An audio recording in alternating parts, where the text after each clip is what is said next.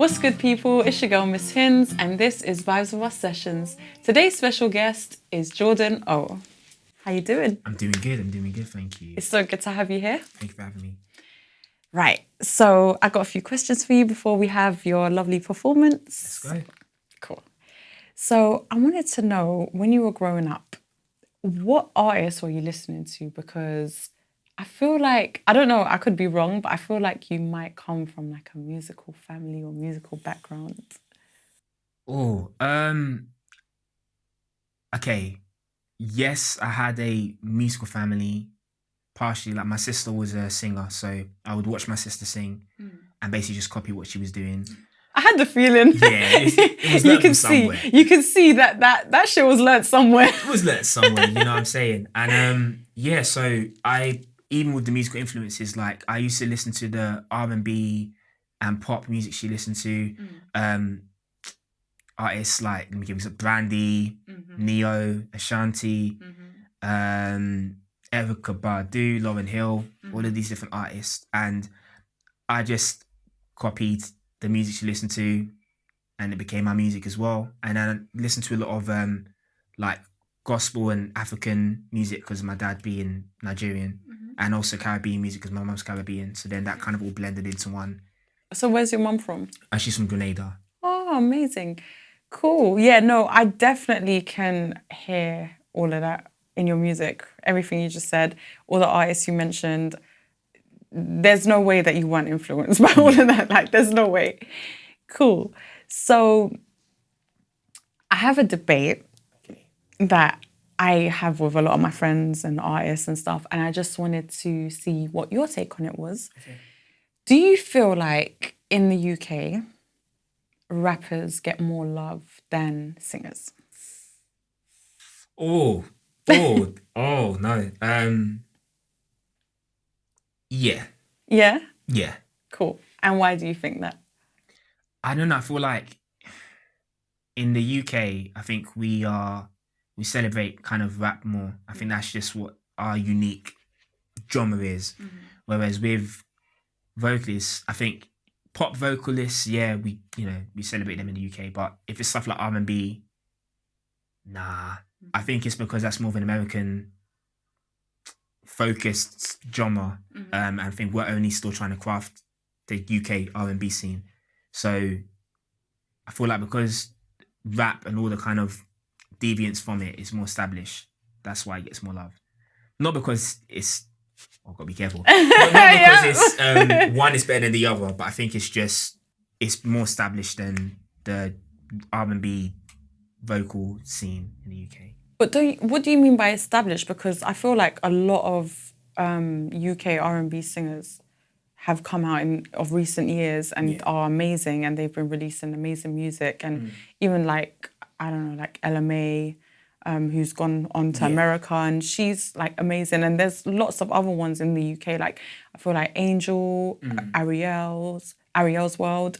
I can't think on the top of my head, but there's so many like good ones that I listen to, and I think they're amazing.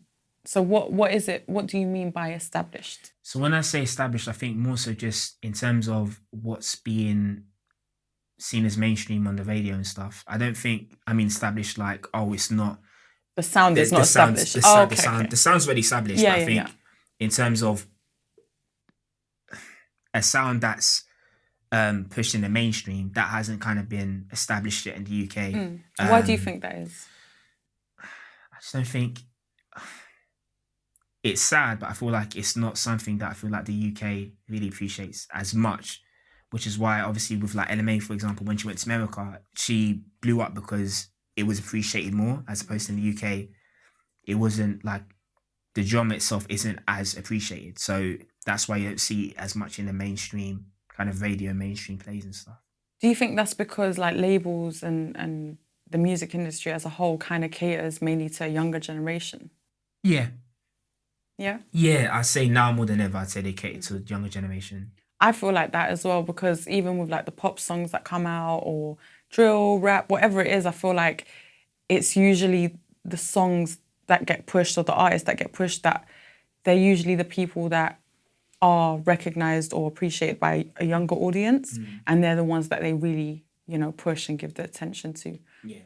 Which is quite sad, actually, because the older generation do still buy music as well, and they are a huge audience as well. But I don't know why that is, actually, but yeah, it's maybe something to discuss at another time. Yeah, definitely, definitely. I'll call some people. I'll have a word. It'll be good. It'll be good. It'll be good. All right. If you could collaborate with any two artists, dead or alive, anywhere in the world, who would you choose? That's such a hard question. Any two artists. They don't have to be on the same track. It can be separate tracks. Oh, can be separate. Okay, that's different then. Come on, I give you a bit of leeway. Any two artists. Right. Just because I've listened to him currently, Gideon, amazing R&B vocalist from the US.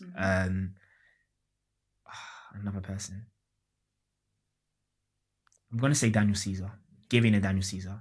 It'll be interesting to try do a track with both of them in their styles of R&B. Okay. Yeah. I feel like you'll be good on a track with Brandy.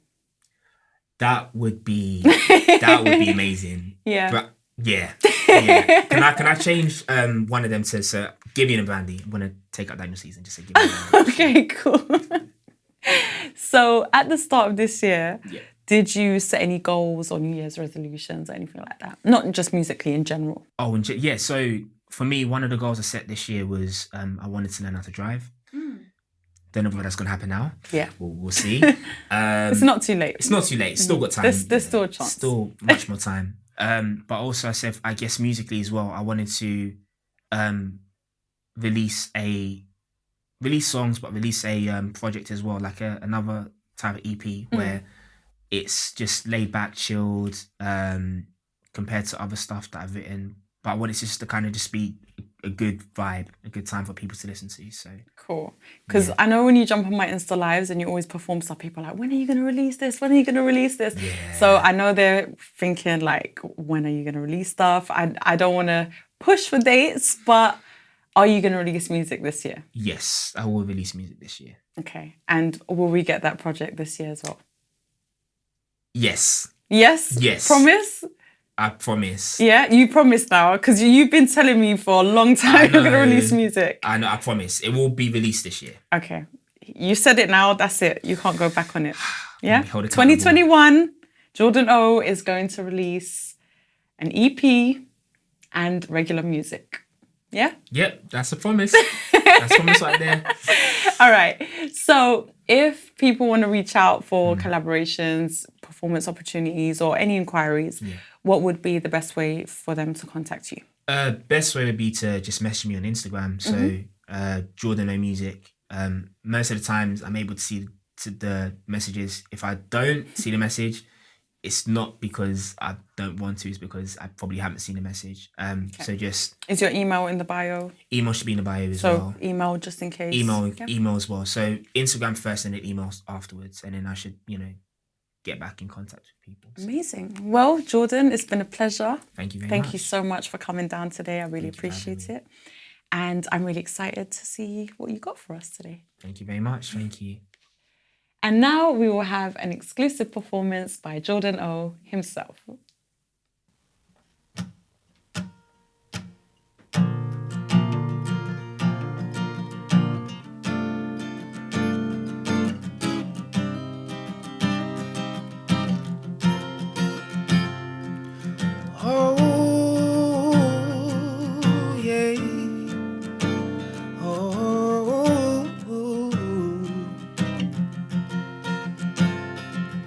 Seen you gave up your life, left a place that you called home. You said bye to mama, who raised you on your own. Your friends had tried to ask you if all this would be worth it. You gave them assurance and said that this was perfect. Even though this would never just be so easy, it would just be a battle. And even in the face of hatred, you chose just to stand your ground. When it was overwhelming from all the stuff people were sharing, you said, I'll be here right by your side. He stood with you right by your side. He did it all because he was so deep in love. Did it all because he was so deep in love. Oh, he did it all because he was so deep in love. Did it all because he was so deep in love. And you gave up your life, left the place that you called home. And you said bye to mama, and you went out on your own. And your family tried to ask you if all this would be worth it. You gave them assurance, you said that it was perfect, said that it was perfect. No, it would never be so easy. It would just be a battle, and in the face of hatred, you chose to stand your ground. When it was overwhelming from all the stuff people were sharing, you said, I'll be here right by your side. She stood with you right by your side. You did it all because she was so deep in love.